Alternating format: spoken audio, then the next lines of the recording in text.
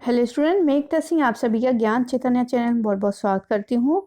आज इस वीडियो में पाठ 14 मुगल कालीन समाज और एवं संस्कृति के बारे में यहाँ पर देखने वाले हैं। मतलब पूरा हमने मुगल पढ़ लिया, उसकी समाज एवं संस्कृति इस लेसन के थ्रू देखेंगे। तो ये हिस्ट्री का 7th क्लास का ये लास्ट चैप्टर है। उसके बाद जो हमारी नागरिक शास्त्र है यानी सिविक्स के जो लेसन है वो स्टार्ट होंगे। तो शुरू करते हैं आज का वीडियो। मुगलों के शासनकाल में देश में सामाजिक, राजनीतिक, आर्थिक जीवन में महत्वपूर्ण परिवर्तन हुए। तो कोई भी एक काल चले उसमें सामाजिक, आर्थिक जो चीजें हैं वो सारी हमें देखनी पड़ती हैं। तो भारत के विभिन्न भागों तथा अलग अलग धर्मों एवं नस्लों के लोगों ने अनेक प्रकार से सांस्कृतिक विकास में योगदान दिया। इसमें से एक नई संस्कृति का विकास होता है। तो यहाँ पर सबसे पहले हम सामाजिक एवं धार्मिक स्थिति देखते हैं। तो भारत में मुगलों के आगमन से सामाजिक जीवन पद्धति में बदलाव आया। जाति व्यवस्था के अंदर ही नई जातियों और उपजातियों का उदय होता है। मुगल काल में सम्राट और उसका परिवार ही सर्वोपरि था। उसके उपरांत दूसरे वर्ग में उलेमा, पवित्र धार्मिक व्यक्ति, सैयद, शेख आदि सर्वोपरि हुआ करते थे। द्वितीय वर्ग में ही मुस्लिम अमीर, अधीनस्थ राज्यों के शासक, जमींदार, जागीरदार आदि थे। मध्यम वर्ग में अध्यापक, हकीम, ज्योतिषी, कवि, व्यवसायी, कोतवाल, चौकीदार, काजी, चौधरी आदि हुआ करते। तत्पश्चात भूमिहीन, कृषि जो है, श्रमिक, दरिद्र, निसहाय, दास आदि की श्रेणी थी। आगे देखते हैं। हिंदू समाज जातियों और उपजातियों में विभाजित था। समाज में ब्राह्मणों का स्थान प्रमुख था। मुगल शासन में इस वर्ग के लोगों को अनुदान, उपहार तथा राजाश्रय प्राप्त था। तत्पश्चात क्षत्रियों का भी इसमें वर्ग था। उनको प्रशासन और सेना में महत्वपूर्ण योग्यता के अनुसार स्थान मिला था। और तृतीय वर्ग जो है वैश्यों का था।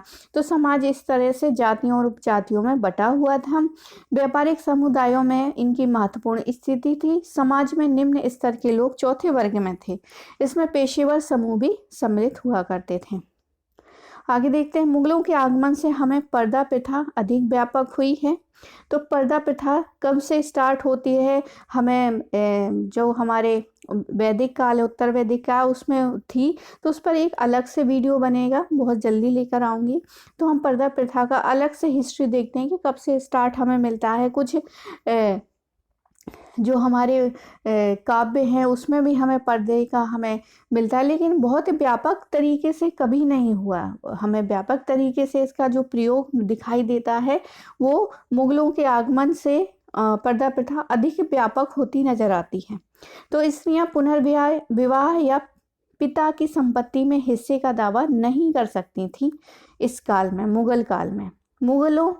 मुगल काल में जहां शासक वर्ग शान और शौकत के साथ जीवन व्यतीत करते थे, वहीं दूसरी ओर किसान, दस्तकार तथा श्रमिक अत्यंत गरीबी में अपना जीवन यापन करते थे।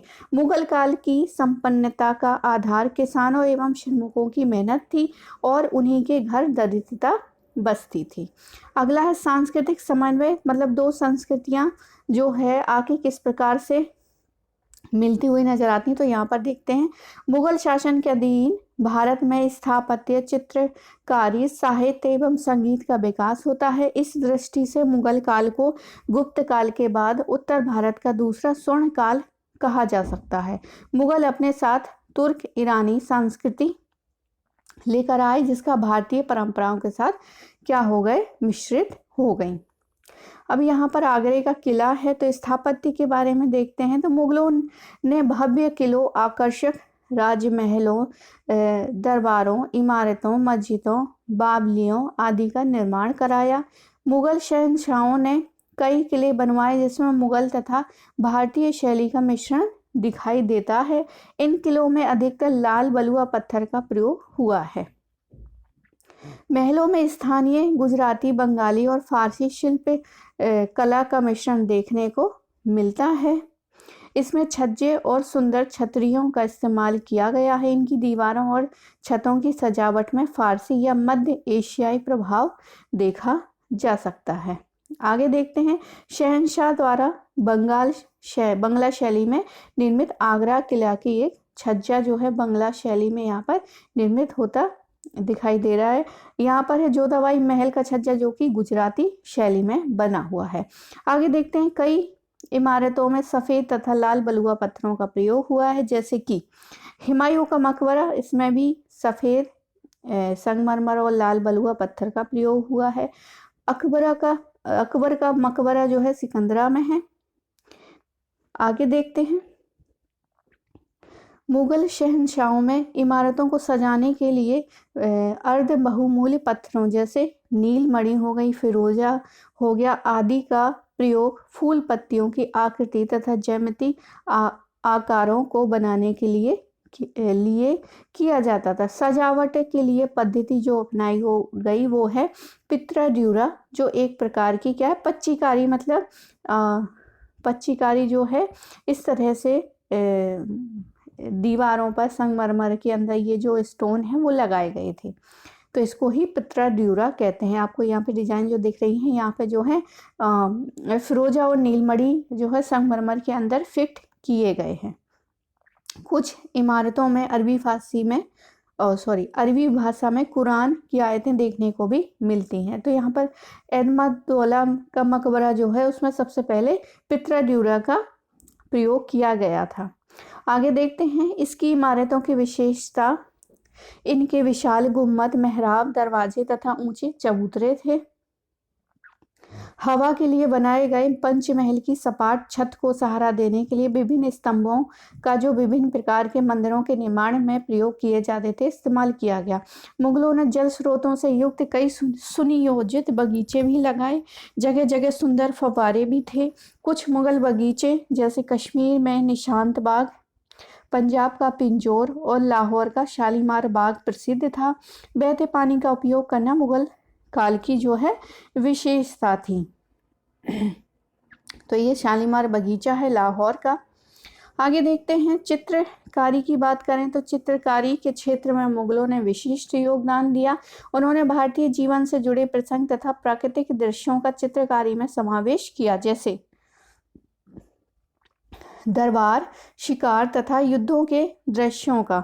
उन्होंने फारसी कथाओं को चित्रित करने के लिए अलावा महाभारत के फारसी अनुवाद, ऐतिहासिक रचना अकबरनामा और दूसरी पुस्तकों को चित्रों से सजाया। उन्होंने भारतीय रंगों जैसे मयूरी, नीले रंग और लाल रंग का प्रयोग किया है। मुगलों ने अपनी चित्रकारी में ईरानी शैली के सपाटपन के स्थान पर भारतीय कूची की गोलाई का प्रयोग किया है, जिससे त्रियामी चित्र बनने लगे। तैमूर घराने के राजकुमार शीर्षक से बनाया गया चित्र हुमायूं के काल की अनुपम देन है। 1.15 वर्ग मीटर कपड़े पर बनाया गया है। ऐसा माना जाता है कि मंगोल परंपरा की देन है, जिसमें तंबुओं पर वे चित्र बनाया करते थे।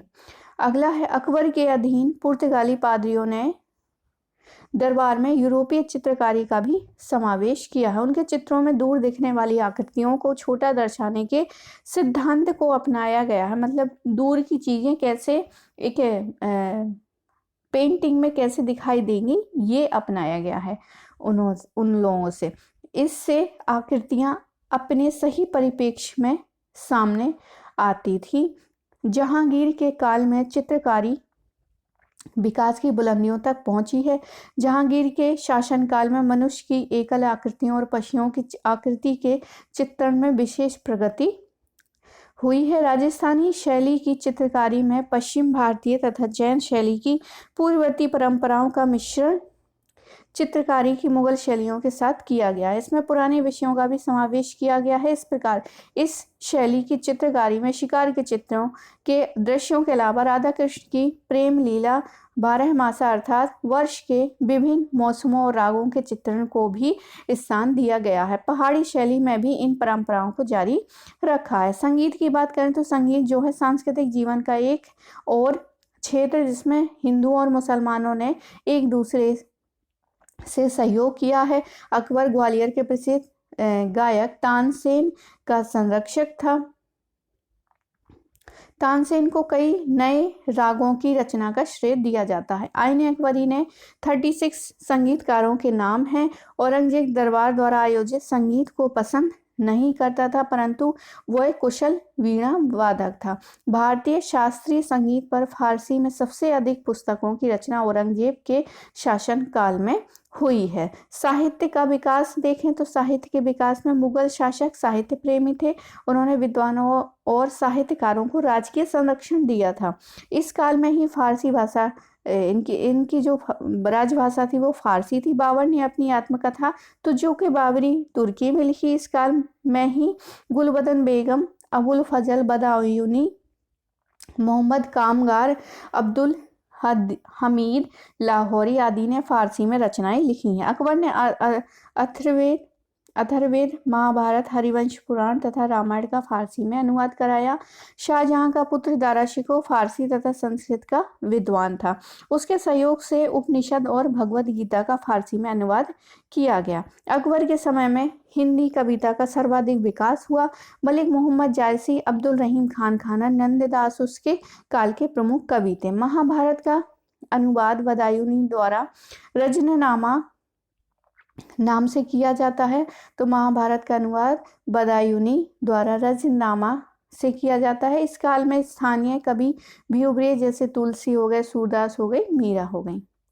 आगे देखते हैं यातायात में कौन से साधन। तो मध्यकाल में यातायात के दो ही साधन प्रयुक्त होते थे। माल व सामान सड़क मार्ग से आता जाता था। इन मार्गों पर दोनों तरफ छायादार वृक्षों की कतार होती थी। यात्रियों की सुविधा के लिए स्थान इस पर सराय या विश्राम गृह होते थे। व्यापार हेतु जलमार्ग का भी प्रयोग किया जाता था। कश्मीर, बंगाल, सिंध, वर्तमान उत्तर प्रदेश तथा पंजाब में नदी या जलमार्ग अधिक प्रयुक्त होता था। व्यापार की बात करें तो 17वीं शताब्दी के बाद में भारत में व्यापार प्रसार के कई कारण थे। इनमें सबसे महत्वपूर्ण शासन के अंतर्गत देश की राजनीतिक एकता तथा बड़े क्षेत्र में शांति और व्यवस्था की स्थापना की। मुगलों ने सड़क और सरायों के निर्माण की ओर ध्यान दिया, जिससे यातायात में बहुत सुविधा हो गई। साम्राज्य में किसी भी वस्तु के आयात के लिए सामान कर निर्धारित किए गए। मुगलों ने शुद्ध चांदी के रुपयों का प्रचलन आरंभ करवाया, जिसकी सारे भारत में ही नहीं वरन विदेशों में भी मान्यता थी। इससे भारत के व्यापार को भी बढ़ावा मिला। आगे है इस काल में भारत में महत्वपूर्ण व्यवसाय या कपड़े बनाना, सूती कपड़े तैयार करना केंद्र देश भर में थे। इसके प्रमुख जो केंद्र थे वो गुजरात में पाटन, उत्तर प्रदेश में बनारस, जौनपुर, बिहार में पटना और उड़ीसा में बंगाल के बहुत से गांव थे। ढाका जिले विशेष रूप से इसमें मलमल के महीन कपड़े के लिए प्रसिद्ध था। कपड़ों के रंगने का व्यवसाय भी उन्नत था। शाल और गलीचा बुनने के व्यवसाय ने अकबर के संरक्षण में उन्नति की। एक और कारण था जिससे भारत का व्यापार बढ़ा, और वो था 17वीं शताब्दी के आरंभ में अंग्रेज तथा डच व्यापारियों का भारत में आना। भारत के व्यापारियों ने इनका स्वागत किया, क्योंकि उनसे समुद्र व्यापार पर पुर्तगालियों के एक अधिकार को समाप्त करने में सहायता मिली और भारत का यूरोपीय बाजारों के साथ सीधा संपर्क स्थापित हो गया। आगे है कालीकट, मछलीपट्टनम, हुगली, श्रीपुरा, चटगांव इस समय के समृद्ध बंदरगाह थे। यहाँ से भारतीय नील, अफ्रीका के समुद्र भारतीय माल जो है अफ्रीका के समुद्र तट से दमिश्क और सिकंदरिया तथा यूरोप के विभिन्न देशों को ले जाया जाता था। साथ ही यह माल चीन, लंका, इंडोनेशिया और भारतीय टापुओं को जाता था। इन वस्तुओं में गुड़, चीनी, मक्खन, रुई से निर्मित वस्तुएं, अनाज, तेल, बाजार, ज्वार, चावल, नील, सुगंधित पदार्थ, कपूर, लौंग, नारियल, चंदन की लकड़ी, अफीम, काली मिर्च और लहसुन प्रमुख थी। इसी प्रकार सोना मुख्यतः द्वीप समूहों चीन, जापान, मोरक्को आदि से तथा मूंगा व अन्य रत्न फारस व अरब के राज्यों से आते थे। पारा, लिस्बन से सीसा, ऊनी वस्त्र, सिल्क, साटन के कपड़े यूरोप से आते थे। जहाँ तक थल मार्ग के व्यापार की बात है, मध्य एशिया, तिब्बत एवं अफगानिस्तान से मेवे तथा फल, हींग, कस्तूरी, सोना, तांबा, सीसा, शहद, सोहागा, मोम, पक्षी, घोड़े आयात किए जाते थे। इसी तरह देश के भीतर आंतरिक व्यापार भी उन्नत था। प्रत्येक गांव में एक छोटा सा बाजार होता था। कस्बे के बड़े बाजार समय समय पर लगते थे। फेरी लगाने वाले भी अच्छा व्यापार करते थे। बंजारे दूरस्थ प्रदेशों तथा सेनाओं की आपूर्ति का काम करते थे। कई बार हमें बड़े काफिलों का उल्लेख मिलता है, जिससे माल 40,000 बैलों के ऊपर लदा रहता था। आगे है यहाँ पर सेना, राजस्व, व्यापार तथा कृषि कार्य में सल्तनत काल एवं मुगल काल में क्या अंतर है, ये तो चर्चा करने की बात है। आगे है मुगल काल जो है, मूल्यांकन की बात करें तो संस्कृति तो मुगल शासकों ने भारत में सांस्कृतिक समन्वय के क्षेत्र में महत्वपूर्ण योगदान दिया। इस दिशा में भक्ति और सूफी संतों के उपदेशों का भी जनता पर अत्यधिक प्रभाव पड़ा। सूफी संतों ने मानव को शांति एवं भाईचारे का संदेश दिया। इसमें हिंदू मुस्लिम एक दूसरे के निकट आए। सूफी संतों में शेख सलीम चिश्ती, मखदूम, शेख अब्दुल कादिर, शाह हुसैन, शेख अब्दुल लाहक, शेख मोहम्मद गौरी, शेख अहमदसर और शाह वली उल्लाह प्रमुख थे। अब आगे बात करते हैं। इस काल में भक्ति संतों में सर्वप्रथम गुरु नानक देव हैं। उन्होंने महान सूफी संत शेख फरीद के साथ सत्संग किया।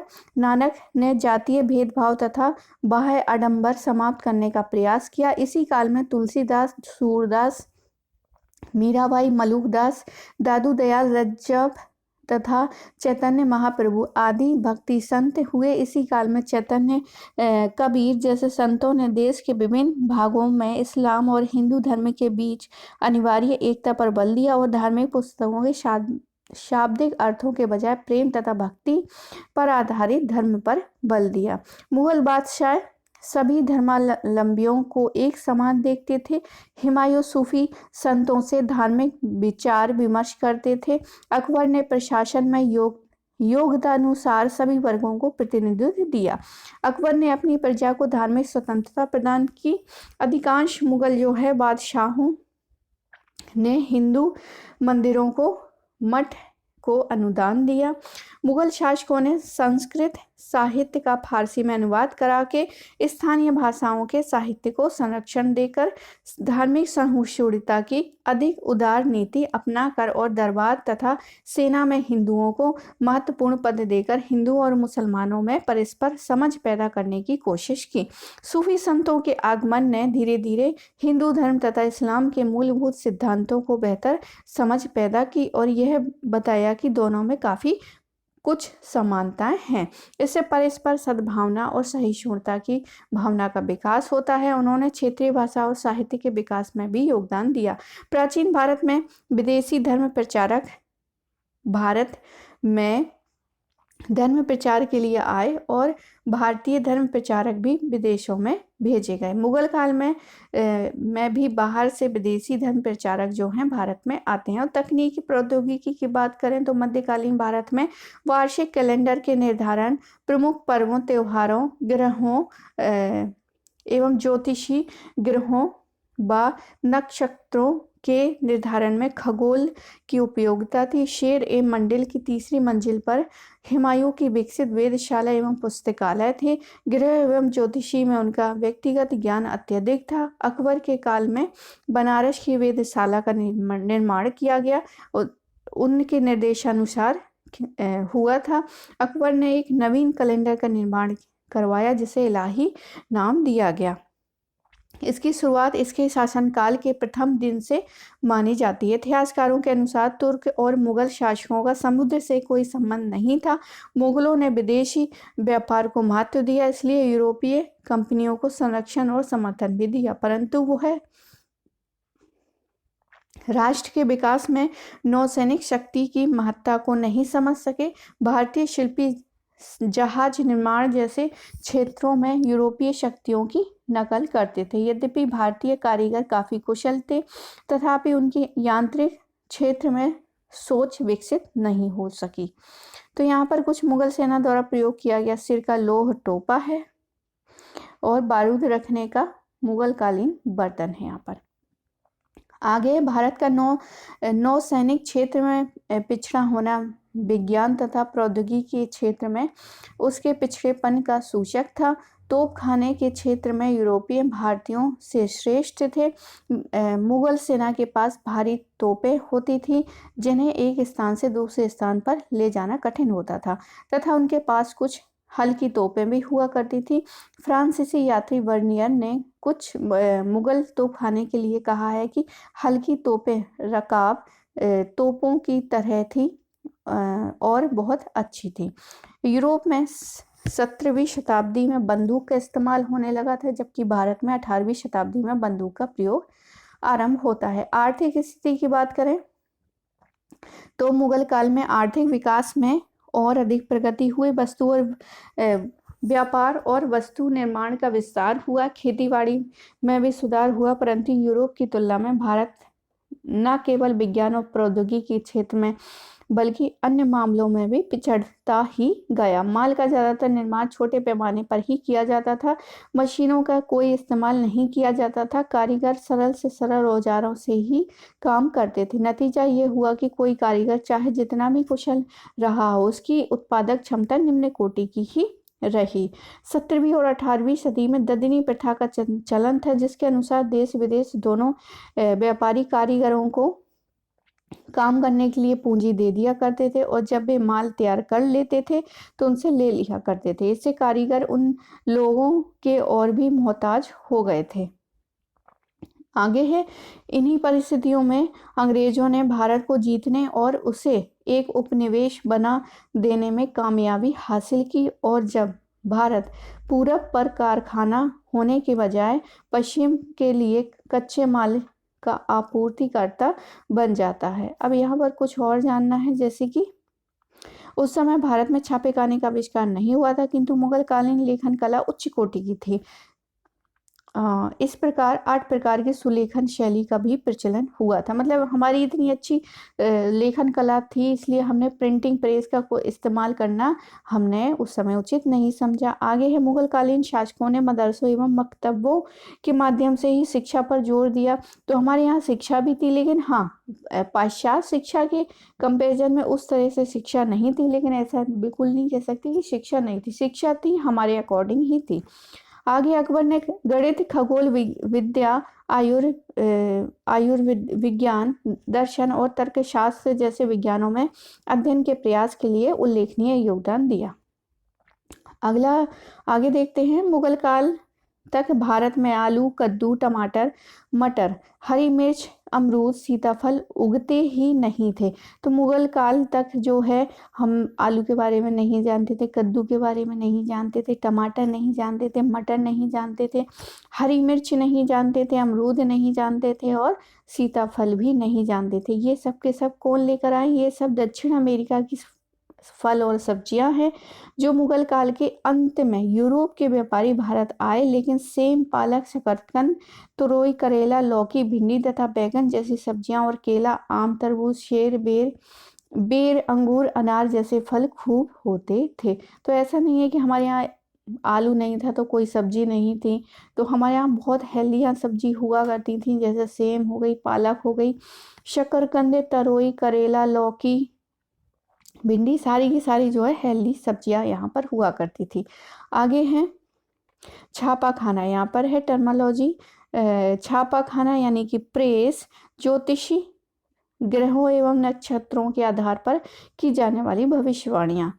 अब स्थापत्य कला क्या? इमारतों आदि के निर्माण करने की कला को स्थापत्य कला कहते हैं। दरगाह जो है सूफी संतों की कब्र पर बना स्मारक कहा जाता है। तो आई होप आपको ये वीडियो पसंद आया होगा। पसंद आए तो प्लीज़ लाइक करें, शेयर करें और सब्सक्राइब करें। पूरा वीडियो देखने के लिए आप सभी का बहुत बहुत धन्यवाद। मिलते हैं अगले वीडियो के साथ।